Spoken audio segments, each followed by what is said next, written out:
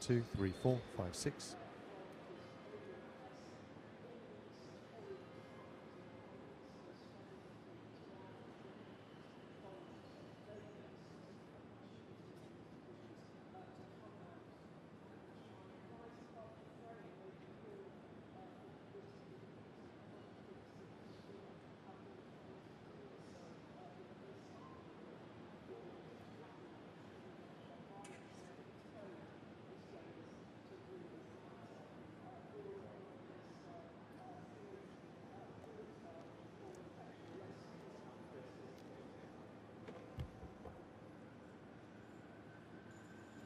In recent weeks and months, we have seen a shocking increase in extremist disruption and criminality. What started as protests on our street has descended into intimidation, threats, and planned acts of violence. Jewish children fearful to wear their school uniform lest it reveal their identity. Muslim women abused in the street for the actions of a terrorist group they have no connection with. Now our democracy itself is a target. Council meetings and local events have been stormed. MPs do not feel safe in their homes. Long-standing parliamentary conventions have been upended because of safety concerns. And it is beyond alarming that last night the Rochdale by-election returned a candidate who dismisses the horror of what happened on October the 7th, who glorifies Hezbollah and is endorsed by Nick Griffin, the racist former leader of the BNP. I need to speak to you all this evening because this situation has gone on long enough and demands a response not just from government, but from all of us.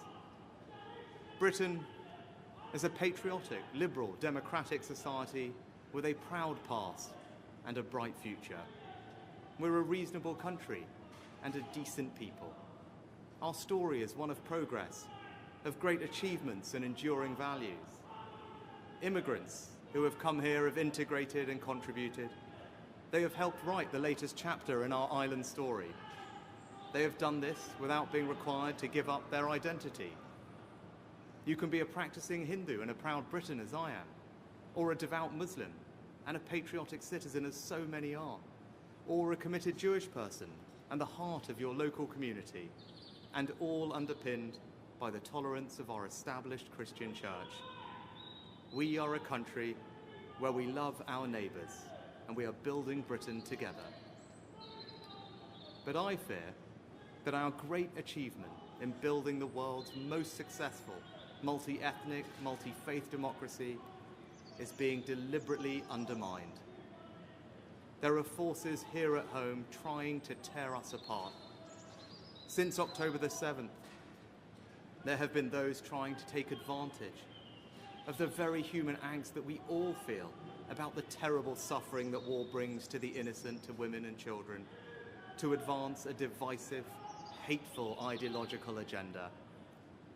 On too many occasions recently, our streets have been hijacked by small groups who are hostile to our values and have no respect for our democratic traditions. Membership of our society is contingent on some simple things: that you abide by the rule of law, and that change can only come through the peaceful democratic process. Threats of violence and intimidation are alien to our way of doing things. They must be resisted at all times. Nearly everyone in Britain supports these basic values, but there are small and vocal hostile groups who do not. Islamist extremists and the far right feed off and embolden each other. They are equally desperate to pretend that their violence is somehow justified, when actually these groups are two sides of the same extremist coin. Neither group, except that change in our country can only come through the peaceful democratic process. Both loathe the pluralist modern country we are. Both want to set Britain against Britain, to weaponize the evils of anti-Semitism and anti-Muslim hatred for their own ends. The faith of Islam, peacefully practiced by millions of our fellow citizens, is emphatically not the same thing as the extremist political ideology of Islamism, which aims to separate Muslims from the rest of society. Islamist extremists and far-right groups are spreading a poison. That poison is extremism. It aims to drain us of our confidence in ourselves as a people and in our shared future. They want us to doubt ourselves, to doubt each other, to doubt our country's history and achievements. They want us to accept a moral equivalence between Britain and some of the most despicable regimes in the world.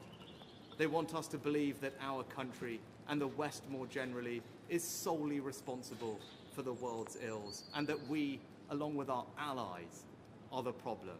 In short, they want to destroy our confidence and hope. We must not allow that to happen. When these groups claim that Britain is and has been on the wrong side of history, we should reject it and reject it again. No country is perfect, but I am enormously proud of the good that our country has done. Our place in history is defined by the sacrifices our people have made in the service of their own freedom and that of others.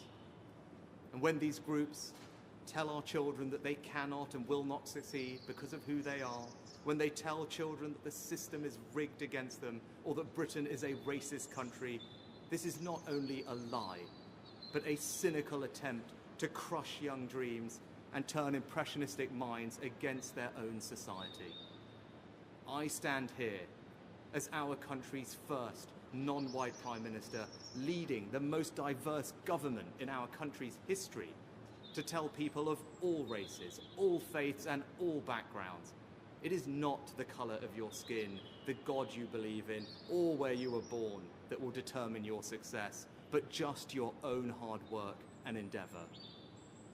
And we must be prepared to stand up for our shared values in all circumstances, no matter how difficult.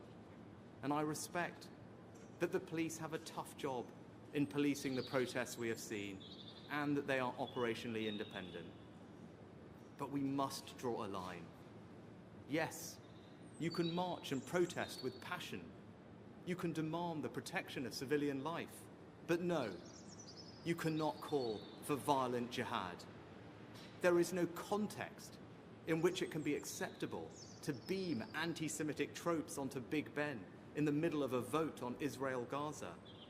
And there can be no cause that you can use to justify the support of a prescribed terrorist group like Hamas. And yes, you can freely criticize the actions of this government, or indeed any government. That is a fundamental democratic right.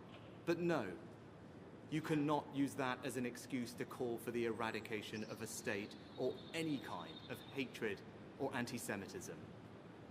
This week, I've met with senior police officers and made clear it is the public's expectation that they will not merely manage these protests, but police them. And I say this to the police: we will back you when you take action. But if we are asking more of the police, we in government must also back up that call with action. To that end, this month the government will implement a new, robust framework for how it deals with this issue, to ensure that we are dealing with the root causes of this problem, and that no extremist organisations or individuals are being lent legitimacy by their actions and interactions with central government. You cannot be part of our civic life if your agenda is to tear it down. We will redouble our support for the PREVENT programme to stop young minds being poisoned by extremism. We will demand that universities stop extremist activity on campus. We will also act to prevent people entering this country whose aim is to undermine its values. The Home Secretary has instructed that if those here on visas choose to spew hate or protest or seek to intimidate people, we will remove their right to be here. And our Britain must not be a country in which we descend into polarised camps, with some communities living parallel lives. It is not enough to live side by side. We must live together, united by shared values and a shared commitment to this country. And I want to speak directly to those who choose to continue to protest. Don't let the extremists hijack your marches. You have a chance in the coming weeks to show that you can protest decently, peacefully, and with empathy for your fellow citizens. Let us prove these extremists wrong and show them that even when we disagree, we will never be disunited from our common values of decency and respect. I love this country. My family and I owe it so much. The time has now come for us all to stand together to combat the forces of division and beat this poison. We must face down the extremists who would tear us apart. There must be leadership, not pandering or appeasement. When they tell their lies, we will tell the truth. When they try and sap our confidence, we will redouble our efforts. And when they try and make us doubt each other, we will dig deeper for that extra ounce of compassion and empathy that they want us to believe doesn't exist, but that I know does. If we do that, we can build on our great achievement in creating today's Britain, a country of kind, decent, tolerant people. We can make this a country in which we all feel a renewed sense of pride. This is our home. So let us go forward together, confident in our values and confident in our future.